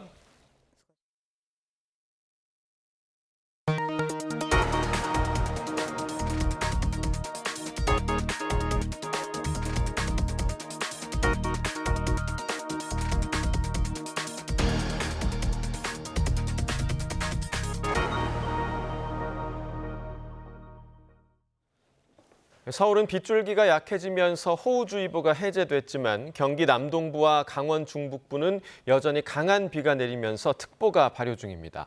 비는 오늘까지 많게는 100mm가량 더 내리겠고 일부 지역은 시간당 50mm에 달하는 강한 비가 내릴 가능성이 있습니다. 취재기자 연결해서 자세한 비 상황 알아봅니다. 김민경 기자, 지금 비가 가장 많이 오는 곳이 어디입니까? 네, 비구름대가 북동쪽으로 이동하면서 서울의 호우주의보는 해제됐지만 경기 양평과 인제 등 강원 중북부 7곳, 전북 김제에는 호우주의보가 발효 중입니다. 현재 전북 전주와 완주, 강원 홍천 등지에서는 시간당 20에서 40mm 안팎의 강한 비가 내리고 있는데요. 수도권 일부는 비가 약해졌지만 서해에서 비구름대가 계속 유입되고 있어서 오후까지는 곳곳에서 강한 비가 쏟아질 걸로 보입니다. 기상청은 오늘까지 경기 남부에는 100mm 이상, 강원 영서와 전북, 제주에는 80mm가 넘는 비가 더 내릴 걸로 내다봤습니다. 서울과 강원 영동, 충북과 남부지방에도 10에서 60mm가량의 비가 예보됐습니다. 특히 오후까지 일부 지역에서는 시간당 30에서 50mm에 달하는 강한 비가 내리는 곳이 있겠습니다. 오늘 한때 전북 군산에는 시간당 70mm, 경기 파주에도 1시간에 67mm의 극한 호우가 쏟아졌었는데요. 낮 동안에도 이처럼 국지적으로 예보치를 웃도는 폭우가 쏟아질 가능성이 있습니다. 어제부터 내린 비로 전북 군산 옥도면에는 230mm, 충남 보령과 청양, 인천 옹진군과 경기 파주에는 100mm가 넘는 강수량이 기록됐는데요. 많은 비에 산사태 위험도 커졌습니다. 경기 연천과 충남 보령에는 산사태 주의보가 내려졌고 전국적으로도 위기경보가 주의 단계인 만큼 산 인근에서는 안전사고에 대한 주의가 필요합니다. 바람도 강하게 불면서 충남 보령과 서천, 전북 고창과 부안, 군산, 김제, 정읍에는 강풍주의보도 내려졌습니다. 시설물 피해와 해안가 안전사고에도 각별히 주의해야 합니다. 비는 오늘 밤에 대부분 그치겠지만 강원 영동과 영남, 제주도는 내일까지 이어지는 곳이 있겠습니다. 비와 함께 기온도 낮아졌습니다. 현재 서울 기온이 22.4도인데요. 한낮에도 오르지 못하고 24도에 그칠 전망입니다. 지금까지 과학기상부에서 YTN 김민경입니다. 환경부가 강원도 삼척시 광동댐이 어제 기준으로 가뭄 주의 단계에 진입해 댐 용수 비축에 들어갔다고 밝혔습니다. 광동댐은 한강 권역의 골지천에 위치해 태백시와 정선군, 삼척시에 하루 3만여 톤의 생활 공업용수를 공급하고 있습니다. 현재 댐 저수량은 480만 톤으로 예년의 55% 수준이며 특히 지난달 댐 유역 강우량이 예년의 10%에 불과해 저수율이 계속 하락하고 있습니다. 환경부는 광동댐 용수를 비축하기 위해서 인근 광역가압장 등에서 대체 공급하는 용수량을 하루 4,400톤에서 7,500톤으로 확대하기로 했습니다. 어젯밤 경기도 용인시 마성터널을 지나던 시외버스에 불이 났습니다. 이 불로 5명이 크게 다쳐 병원으로 옮겨졌고 30여 명이 연기 흡입 등으로 치료를 받았습니다. 사건 사고 소식 권준수 기자입니다. 어두컴컴한 터널 속 버스 한 대가 형체를 알아볼 수 없을 정도로 타버렸습니다. 어젯밤 9시 20분쯤 경기도 용인시 영동고속도로에 있는 마성터널에서 달리던 시외버스에 불이 난 겁니다.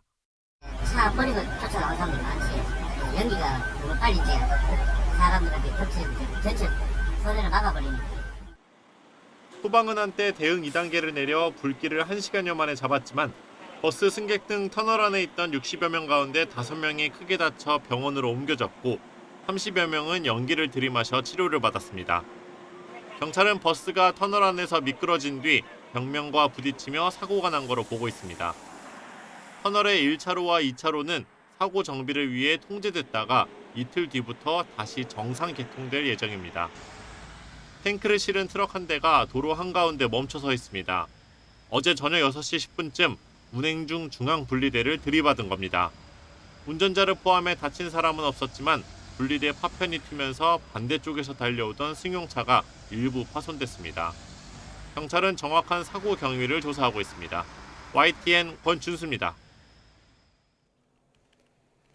오늘 오전 9시쯤 경기 남양주시 일패동에 있는 도로에서 인도로 돌진한 버스가 가건물을 덮쳤습니다.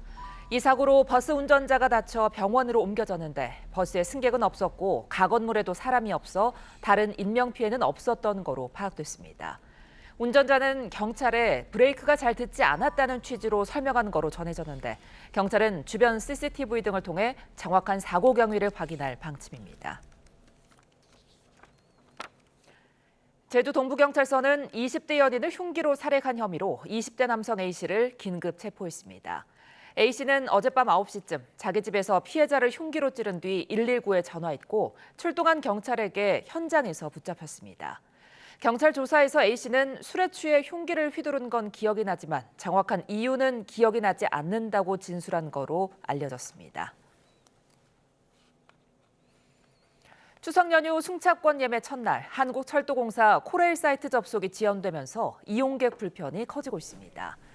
코레일은 오늘 아침 7시부터 이용객들이 몰리면서 일시적으로 예매 사이트에서 접속 지연이 발생하고 있다고 밝혔습니다.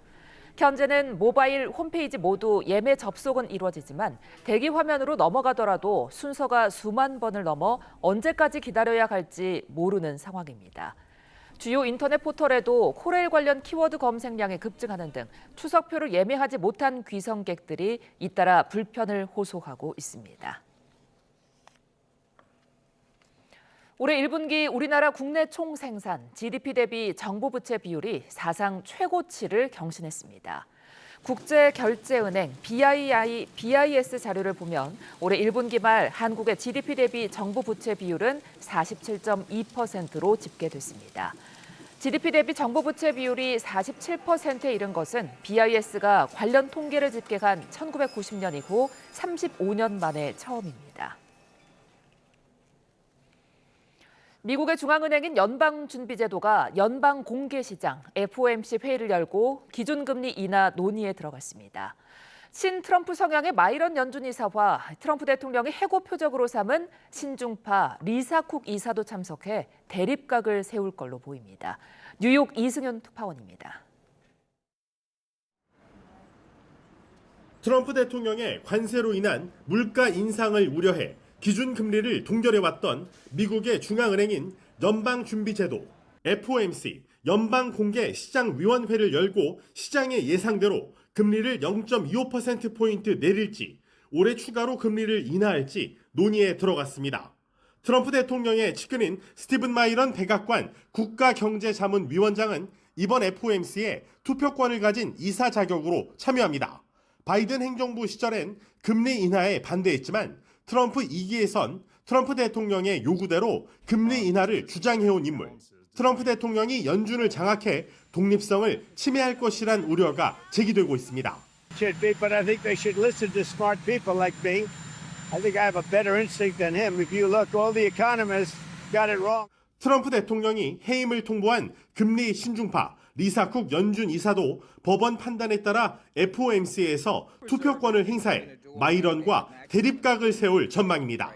이런 가운데 미국 경제의 3분의 1을 차지하는 소비의 흐름을 보여주는 8월 소매 판매 선행 지표는 7월보다 0.6% 올라 호조를 보였습니다. 이에 미국의 소비자 지출이 탄탄해 금리를 내리지 않아도 경제는 잘 돌아간다는 분석이 나오면서 추가 금리 인하 기대감에 찬물을 끼얹었습니다. 뱅크 오브 아메리카를 비롯한 월가 투자은행들은 관세로 물가가 오를 게 거의 확실시되는데 정치적 압력에 밀려 연준이 금리 인하 사이클에 돌입한다면 정책적 실책이 될 것이라고 입을 모아 경고하고 있습니다. 뉴욕에서 YTN 이승윤입니다. 이스라엘이 가자시티 점령을 위한 지상 공격을 본격화하면서 도시는 이미 폐허가 된 채 힘겨운 피란 행렬이 이어지고 있습니다. 인명피해가 속출하지만 병원은 밀려드는 중상자들을 치료는커녕 수용하는 것조차 버거워 그야말로 아비규환의 나날이 이어지고 있습니다. 김종욱 기자입니다. 폭격당한 건물이 속절없이 무너지고 한순간에 거대한 폐허로 변합니다. 간신히 목숨을 건진 이들은 간단한 소지품만 겨우 챙깁니다. 공습에 이어 탱크 등 중무장 차량을 앞세운 이스라엘군이 가자시티로 진격해 들어갑니다. 무차별 전방위 공격에 인명피해가 속출하면서 병원엔 중상자가 쉴 새 없이 밀려들지만 의사도 병상도 의약품도 턱없이 부족합니다. 신음과 비통함이 가득한 공간엔 언제 올지 모를 죽음의 그림자가 어른거립니다. مروع بيتنا جاني طلق في اجري والوضع في المستشفى صعب جدا ولا في دكاتره ولا في سراير يعني صار لي ساعه مرمي على الارض. 폐허가 된 도시를 뒤로한 채 고단하고 위험천만한 피란 행렬이 끝없이 이어집니다. 가자시티와 인근 주민은 팔레스타인 전체 인구의 절반가량인 100만 명 정도. 그중 이미 절반 안팎이 삶의 터전을 떠난 것으로 추산됩니다.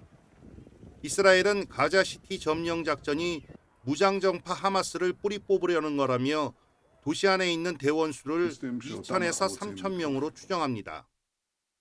אם הם יפגעו בשערת ראשם של חטוף אחד, בשערת ראשו של חטוף אחד, אנחנו נצוד אותם ביתר עוצמה עד סוף חייהם.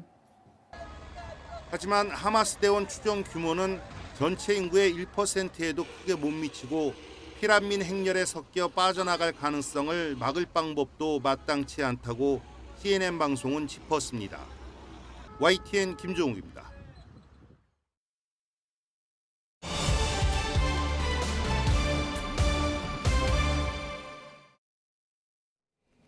한학자 통일교 총재가 특검 소환에 3차례 불응한 이후 오늘 오전 자진 출석했습니다.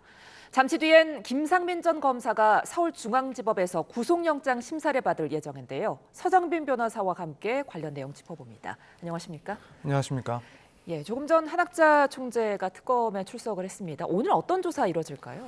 일단 그동안 제기가 돼 왔었던 이제 통일교 교단 차원에서의 각종 현안 청탁 의혹들에 대해서 이제 조사가 진행될 것이다라고 볼 수가 있을 것 같습니다. 특히 이제 권성동 의원이 구속된 만큼 이제 이 권 의원과 관련된 그런 혐의들, 그러니까 통일교 측에서 이 불법적인 정치 자금을 이 권 의원에게 전달했다는 혐의에 대해서 이제 가장 우선적으로 조사가 진행될 걸로 보입니다. 네. 왜냐하면 뭐 특검 입장에서도 이 권 의원에 대한 기소가 이제 시기적으로 제한이 걸려 있는 상태이고, 그렇다면은 이제 통일교 측 한학자 총재의 그런 관련 조사가 반드시 이제 필요한 상황이기 때문에 이 부분을 우선적으로 이제 조사를 할 것이다라고 보여지고, 사실 그 밖에 또 따져보자면 뭐 김건희 여사 측에게 이런 불법적인 금품을 전달하면서 현안과 관련된 청탁을 했다라는 혐의 내용까지도 조사를 할 가능성이 있어 보입니다. 물론 뭐 그 밖에도 여러 혐의들이 있긴 합니다. 여러 혐의들과 의혹이 있긴 한데 아무래도 오늘 첫 조사이니 사안이만큼 시간상 조금 제약이 있지 않을까 이렇게 생각을 했을 때는 결국 이런 청탁 문제에 대해서 집중적으로 조사가 되지 않을까 이렇게 생각이 됩니다. 네, 지금 건강 문제를 호소하고 있는 만큼 심야 조사까지는 안 가겠죠? 네, 그럴 것 같습니다. 일단 동의를 하지 않는 이상 심야 조사도 원칙적으로 불가능할 뿐더러 지금 한학자 총재 같은 경우에는 이 건강상의 이유를 들어서 계속해서 출석에 불응을 했었는데 실제로 이제 심장과 관련된 그런 실수를 받았던 것으로 보이기 때문에 그리고 또 고령이라는 점을 고려를 하면은 아무래도 이제 심야 조사는 조금 어려움이 있지 않을까 이렇게 생각이 됩니다. 네, 말씀해주신 것처럼 한 총재가 받고 있는 혐의들이 지금 많은데 일단 가장 큰 쟁점을 꼽자면 어떤 부분일까요? 네, 일단 여러 가지 의혹들 중에서도 일단 큰 덩어리를 보자면은 불법적인 그런 정치 자금이라든가 혹은 뇌물 공여 그리고 이와 이어진 조직적인 청탁 이 의혹에 대해서 조사가 상당히 중요하다라고 생각이 되는데 또 물론 세부적으로 그 현안들이 다르긴 합니다. 그렇지만 여기에 대해서는 어느 하나 가릴 수 없을 정도로 하나하나가 좀 중요한 쟁점이다라고 개인적으로 생각을 합니다. 결국에는 정계 관련자들에게 금품을 공여를 하고 또 교단의 현안들, 언론사 인수 문제라든가 유엔 사무국 항목 유치 또 캄보디아 ODA 사업 이런 부분과 같은 그런 청탁을 했다라는 것이 가장 이제 중요한 그런 쟁점들이다라고 보여집니다. 그래서 결국에는 이 통일교가 조직적인 그런 활동을 통해서 이 정치계에 어떠한 인연을 맺어졌는지 또 그 영향력을 어떻게 행사를 했는지 그리고 이제 국민의힘과 같은 정당뿐만 아니라 윤 정부 내에 영향력 행사가 있었다라고 하면 그것들이 어떤 식으로 이루어졌는지 하나하나 이제 집중적으로 파고들 예정이라고 보이고 일단 시작 자체는 권성동 의원에게 1억 원을 건넨 그런 정황들 그리고 이 김건희 씨에게 건진버사 정성백 씨를 통해서 청탁이라든가 금품을 전달한 정황들 이런 부분들에 대한 조사를 시작을 해서 좀 더 이제 깊은 내용까지도 파고 들어갈 것이다 이렇게 보여집니다. 예. 자, 그런데 지금 이제 몇 차례 불응한 끝에 나오긴 했지만 진술을 좀 할지 의문이거든요. 일단 개인적으로 봤을 때는 진술 거부권을 전면적으로 행사하는 것보다는 대체로는 진술을 하되 일부에 대해서는 진술을 하지 않을 가능성 정도가 있지 않나라고 보여집니다. 지금 수사 이전까지도 이제 한 총재 같은 경우에는 혐의를 부인하는 그런 입장을 발표를 해왔습니다. 그렇기 때문에 이번 수사에서도 아예 답변을 하지 않는다라기보다는 이 혐의들에 대해서 부인하는 식으로라도 진술을 할 가능성이 상당히 높지 않나. 한편으로는 아예 이제 진술을 거부할 경우에는 특검 입장에서는 이 수사에 있어서 상당한 장애가 발생하고 있다라고 판단할 가능성이 있고 그렇다면은 신병 확보의 그런 위험까지도 한 총재 쪽에서는 신경을 쓸 수밖에 없다라고 보여집니다. 그러면 일단은 형식적으로라도 이 수사에 협조를 한다라는 그런 모습을 보여줄 가능성이 크기 때문에 그렇다면 진술을 완전히 거부한다기보다는 이 진술을 통해서 혐의를 부인할 가능성이 높아 보입니다. 그리고 진술 내용을 추측을 해보자면 결국 지금까지 주장을 해왔던 것처럼 각종 혐의에 대해서는 이 개인적인 일탈에 불과하고 여기에 대해서 통일교가 실제로 조직적으로 관여한 바는 없다. 그리고 자신은 거기에 대해서 지시를 한다거나 혹은 알고 있는 사실이 없다라는 주장을 할 가능성이 가장 높지 않을까. 일단 이렇게 개인적으로는 전망을 하고 있습니다. 예. 자, 그런데 이제 혐의가 많은 만큼 앞으로 추가 소환할 것 같아 보여요. 네, 그렇습니다. 일단 추가 소환은 사실 정해져 있는 상황이 아닐까라고 보여집니다. 말씀을 드린 것처럼 그리고 또 말씀하신 것처럼 이 통일교와 관련된 혐의는 무척이나 많은 사항입니다. 거기다가 한 총재 역시도 이 혐의들에 대해서 다 부인을 하고 있는 상황이고 수사에 있어서도 마찬가지로 이제 부인을 할 상황으로 보입니다. 따라서 한 차례의 조사를 통해서 이 각종 의혹들에 대해서 조사를 완료하는 것은 사실상 시간적으로 불가능하다라고 생각이 됩니다. 그렇다면은 결국에는 오늘 조사에서는 개략적인 그런 전반적인 내용에 대해서 조사를 진행을 하고 이제 앞으로 추가적인 조사도 특검에서는 조금 전망을 하고 있지 않을까. 그래서 연이은 출석 요구가 이어지고 또 소환된 상태에서의 조사가 추가적으로 이루어질 것이다. 이렇게 전망할 수 있을 것 같습니다. 그 영장 청구 전망도 나오던데 변호사님은 가능성 얼마나 보세요? 결국에는 이제 영장 청구라는 것은 사전 구속 영장 청구 가능성을 조금 이야기가 나오고 있는 것 같습니다. 다만 이제 현 시점에서는 특검 입장에서도 이런 구속영장 청구를 하는 것은 조금 신중하게 고려를 하고 있는 사항이 아닐까. 그래서 예측하기는 조금 어려운 사항이다라고 전망을 하고 있습니다. 우선 몇 차례, 3차례 정도 출석에 대해서 소환에 응하지 않은 그런 정황은 있긴 하지만 일단 빠른 시일 내에 자진 출석을 했기 때문에 이제 앞으로는 기본적으로는 출석을 통해서 조사가 이루어질 가능성이 상당히 높아 보입니다. 그리고 나서 그렇기 때문에 현 시점에 있어서는 수사에 응할 가능성이 없다거나 혹은 도주의 우려가 우려가 있다라는 등의 우려를 제기해서 영장을 청구할 가능성이 상당히 낮은 시점이라고 보여지긴 하고 만약에 이제 구속영장을 실제로 검토를 한다라고 한다면 몇 차례 이제 소환 조사가 진행이 되고 나서 이 혐의에 대해서 상당 부분 조사가 됐을 때 그때 특검에서는 조금 진지하게 고민을 하지 않을까라는 생각이 듭니다. 사실 이런 판단을 하는 이유 중에 하나가 일단 지금 한 총재 같은 경우에는 고령의 나이이기도 하고 건강상의 문제가 있는 것도 일단 사실이긴 합니다. 네. 그리고 특검 입장에서 만약 구속영장을 청구를 했다가 기각이 된다라고 한다면 사실 앞으로도 이 통일교와 관련된 조사가 진행될 것이 내용들이 무척 많다라고 보여지는데 만약 구속영장 청구가 기각됐을 때는 사실 지금까지 해오고 있는 수사처럼 조금 강도 높은 혹은 집중적인 수사가 과연 그때 가서는 가능할지 조금 의문이 제기될 수밖에 없는 상황이다라고 보여집니다. 그래서 현 시점에서는 일단 예정되어 있는 조사들을 진행을 하고 어느 정도 혐의에 대해서 가닥이 잡혔다라고 판단하는 시점에 있어서 혐의가 어느 정도까지 소명이 됐는지 그리고 증거인멸의 우려가 있는지를 검토를 해서 그 시점에 이제 특검에서는 구속영장을 검토할 가능성이 있지 않나 이렇게 보고 있습니다. 네, 그런가 하면 김상민 전 검사는 오늘 구속영장 심사를 받습니다. 아무래도 이 이완 그림 청탁 논란이 좀 쟁점이 되지 않을까 싶은데 어떻게 보세요? 네, 그렇습니다. 이 부분이 상당히 중요한 쟁점이라고 보여집니다. 물론 지금 특검에서 구속영장을 청구한 그 범죄 사실에는 이 뇌물죄가 아니라 지금 부정청탁금지법을 위반했다라는 내용이긴 한데 그럼에도 불구하고 이 그림이 전달된 사실 그리고 여기에는 인사와 관련된 혹은 공천과 관련된 청탁이 있었다라는 주장은 당연히 중요한 주장이기도 하고 특검에서는 상당히 중요하게 다룰 쟁점이라고 보여집니다. 마찬가지로 여기에 대해서 김상민 검사 역시도 상당한 반발을 하고 또 반박을 할 것이다 이렇게 보여지고요.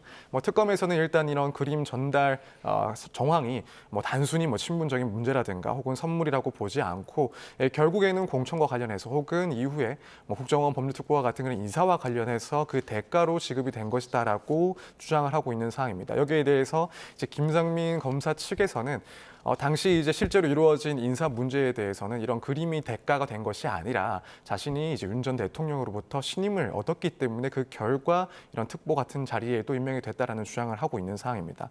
사실 이렇게 인사가 어떻게 진행됐는지 여부에 대해서는 사실 특검 입장에서도 조사를 하는데 상당히 좀 까다로움이 있지 않았을까라고 생각이 되고 그 점은 또 김상민 검사 측에서도 조금 인식을 하고 있을 부분이라고 생각을 하기 때문에 결국에는 인사 문제가 어떻게 진행이 됐는지 여기에 대해서 상당히 이제 중요하게 다루어질 쟁점이 아닌가 이렇게 보여집니다. 그런데 이제 특검이 애초에는 뇌물죄를 적용했다가 나중에는 청탁 위반 금지법 위반 혐의로 혐의를 변경을 했거든요. 이거는 왜 그랬을까요? 결국에는 현 시점에서 봤을 때 이제 입증의 난이도를 조금 고려하지 않았나라고 생각이 됩니다. 사실 말씀하신 것처럼 처음에는 이제 뇌물죄 혐의로 압수수색을 진행을 했었습니다. 그런데 현 시점에서 봤을 때 결국 뇌물죄가 어느 정도 소명이 되기 위해서는 김건희 씨뿐만 아니라 윤석열 전 대통령과의 그런 공모 관계도 확인이 돼야 되고 또 그런 직무 관련성 그리고 대가성까지도 모두 입증이 돼야 되는 상황인데 사실 특검 입장에서 윤 전 대통령의 소환조차도 쉽지가 않은 상황에서 이런 공모 관계나 혹은 기타 요건들을 조사하는 것이 상당히 어렵다라고 판단을 하지 않았을까.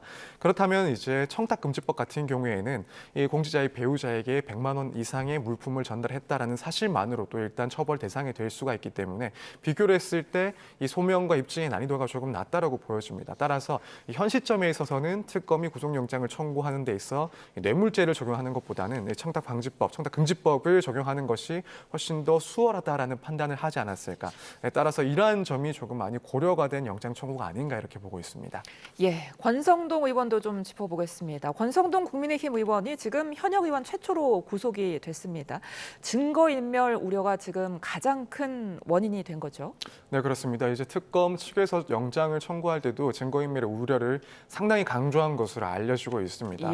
이제 특검의 수사가 개시되고 나서 즉각적으로 휴대전화를 교체했다라는 점부터 또 차명폰을 이용을 해서 이 수사와 관련된 그런 관계자와 연락하는 등의 증거인멸 시도가 있었다라고 특검에서는 주장을 했고 또 한편으로는 이제 권 의원의 그런 보좌진이 이 수사를 받고 있던 윤영호 전 통일교 본부장과 통화를 시도했던 그런 내용도 공개가 되었기 때문에 이제 만약 불구속 상태에서 수사가 진행이 된다라고 한다면 이런 관련자들에 대해서 회유를 시도할 수 있는 그래서 증거인멸을 할 우려 역시도 현존을 한다라는 주장을 했습니다.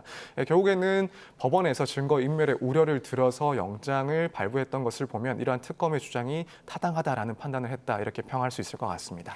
이번에 결정적인 증거가 됐던 게 통일교 관계자 휴대전화에 1억 원의 관봉권 사진이 있었다면서요? 네, 그렇습니다. 이 특검에서는 이제 통일교 전 본부장인 윤영호 씨의 전 부인이 촬영을 했던 그 현금 사진을 보고 이것이 이제 관봉권 형태라는 점을 또 상당히 중요하게 주장을 했던 것으로 보입니다. 예. 그러니까 통일교 관계자와 이 권성동 의원이 만나는 그날 오전에 찍었던 그 사진인데 여기에는 뭐 현금 관봉권 형태의 현금 다발들이 확인이 된다는 겁니다. 사실 이제 이전의 의혹 그러니까 이 통일교 측에서 건진 법사에게 이 금품을 현금을 건네고 이것이 관봉권 형태였다라는 이야기가 쭉 나오고 있던 상황이었습니다. 그러니까 특검 입장에서는 이렇게 통일교 측에서는 뭔가 불법적인 금원 현금을 전달할 때 관봉권 형태로 전달을 하는 것이 확인이 되고 그렇다면 이날 찍힌 사진을 봤을 때 권성동 의원 역시 이 관봉권으로 되어 있는 그 현금 그것을 통일교로부터 받은 것 아닌가라는 강한 의심을 들 수밖에 없다라는 주장을 한 것으로 보입니다. 따라서 이번 구속영장이 발부된 중요한 계기 중에 하나가 이런 관봉권 형태로 찍힌 현금 사진이 상당히 중요한 역할을 하지 않았나 이런 의견도 나오고 있는 상황입니다.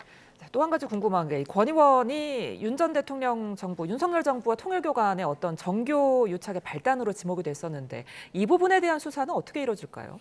네, 일단은 이번 구속으로 인해서 권성동 의원뿐만 아니라 정부 관계자나 나아가서는 이제 국민의힘 관계자들에 대한 그런 조사 역시도 상당히 좀 빠르게 진행될 가능성이 높아졌다라고 보여집니다. 네. 일단 지금 이 구속영장 발부로 인해서 평가를 해볼 수 있는 것은 통일교와 그리고 국민의힘 소속의 의원인 권성동 의원이 이 정치자금의 그런 불법 수수 유착 관계에 대해서 소명이 됐다라는 겁니다. 그렇다면은 이제 특검에서는 개인의 차원을 넘어서 이 당 차원의 유착 관계에 대해서도 수사할 수 있는 그런 원동력이 확보된 것이다라고 또 볼 수가 있는 것 같고 그렇다면은 이제 권성동 의원이 받았다라는 그 돈이 또 실제로 어떻게 흘러갔는지 여기에 당 관계자들의 어떤 사람들이 개입되는지 이 부분까지도 확인을 하고 그 수사 과정에서 이 추가적인 불법 로비라든가 혹은 불법 자금이 흘러간 정황이 포착된다라고 한다면 결국에는 이제 국민의힘 그 관계자들에 대한 수사까지도 충분히 확대될 수 있는 시점이 되었다 이렇게 볼 수 있을 것 같습니다. 알겠습니다. 지금까지 특검 수사 상황 서정빈 변호사와 함께 짚어봤습니다. 오늘 말씀 고맙습니다. 감사합니다.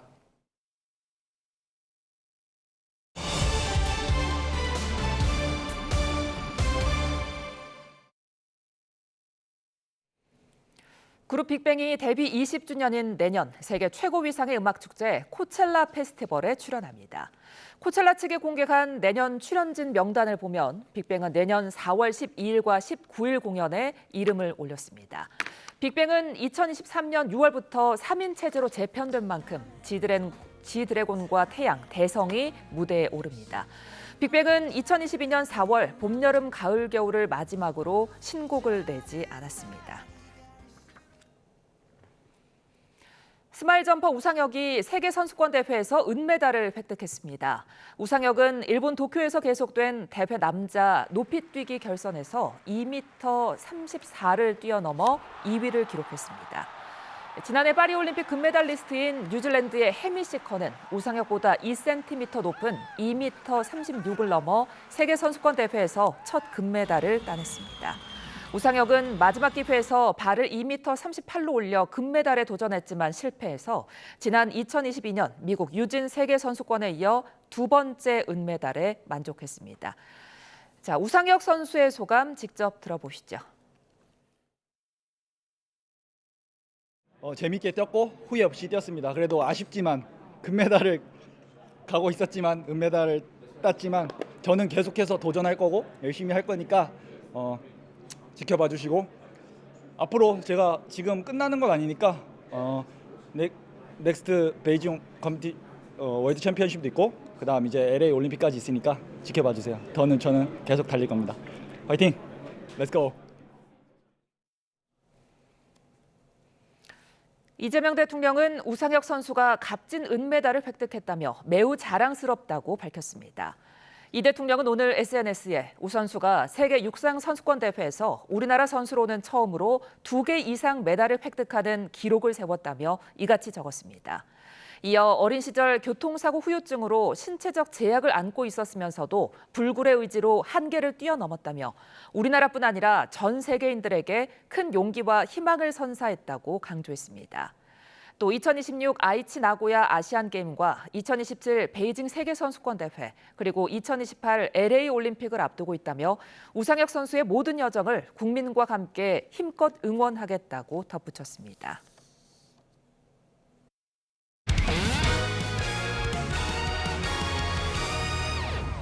자, 시즌 타율 3할 1푼 6리 하주석. 3구를 밀어냅니다. 파울. 손아섭 선수가 맞을 뻔했어요. 가까운 거리였고요. 앞으로 지나갔어요. 당황했습니다. 뒤로 넘어졌습니다. 타구를 피하면서 집중력을 확 한번 끌어올렸고요. 득점에서 들어왔습니다. 하주석을 한 대 때렸습니다. 골라내는 선수. 지금도 풀카운트까지. 네. 제가 얘기했잖아요. 0점이 잡혔다고.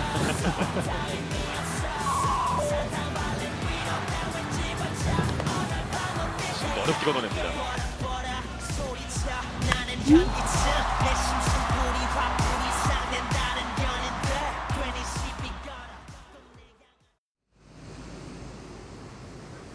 서울은 약 1시간 반 전에 강한 비구름이 빠져나가면서 호우특보는 모두 해제됐고 비도 잦아들었습니다.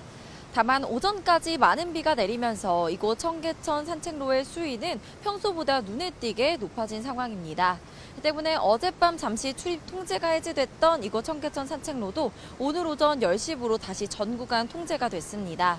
서울은 비가 잦아들었지만 오늘 강원도와 충남 남부 또 전북을 중심으로는 시간당 30mm 안팎의 강한 비가 쏟아질 수 있어서 각별한 주의가 필요하겠습니다. 자세한 비 상황 레이더 화면 통해서 살펴보도록 하겠습니다. 현재 강한 비구름이 북서쪽에서 중부를 중심으로 유입된 가운데 비구름이 북동진하면서 이제 경기 남동부에 내려졌던 호우특보도 경기 양평을 제외하고 모두 해제됐고요. 지금은 강원 중북부와 전북 북부 서해안에 비가 집중되면서 이들 지역에 호우특보가 발효 중입니다. 현재 전북 전주와 완주 고산면에 시간당 40mm 이상의 집중호우가 쏟아지고 있고요. 그 밖에 특보 지역을 중심으로도 시간당 20에서 30mm의 강한 비가 내리고 있습니다. 앞으로 내리는 비의 양도 많겠습니다. 경기 남부에 최고 100mm 이상, 영서와 전북 북부에 최고 80mm 이상의 비가 쏟아지겠고요. 서울 등 그 밖의 내륙에도 최고 60에서 80mm가 예상됩니다. 강릉 지역에도 10에서 40mm의 단비가 내리겠습니다. 현재 비구름을 영향을 받는 중부와 전북을 중심으로는 늦더위가 꺾이겠습니다. 오늘 서울 낮 기온은 24도로 아침과 비슷하겠고 어제보다는 3도가량 낮겠습니다. 다만 여전히 폭염주의보가 남아있는 영남과 전남 남해안, 제주도는 대구, 부산 32도까지 오르겠습니다. 비는 오늘 밤 대부분 그치겠지만 영동과 남부지방은 내일도 가끔 비가 이어지는 곳이 있겠습니다. 금요일과 토요일 사이 또다시 전국에 비가 내리겠고요. 이후 남부지방의 늦더위도 다소 누그러질 전망입니다. 오늘 비와 함께 바람도 비상입니다. 특히 충남 서해안과 전북 서부에는 강풍특보까지 내려져 있습니다. 이들 지역은 초속 20m 안팎의 돌풍이 예상되는 만큼 날아가기 쉬운 물건은 잘 고정해 두시기 바랍니다. 지금까지 청계천에서 YTN 김시아입니다. 이상으로 수요일 뉴스나우 마칩니다. 시청해주신 여러분 고맙습니다.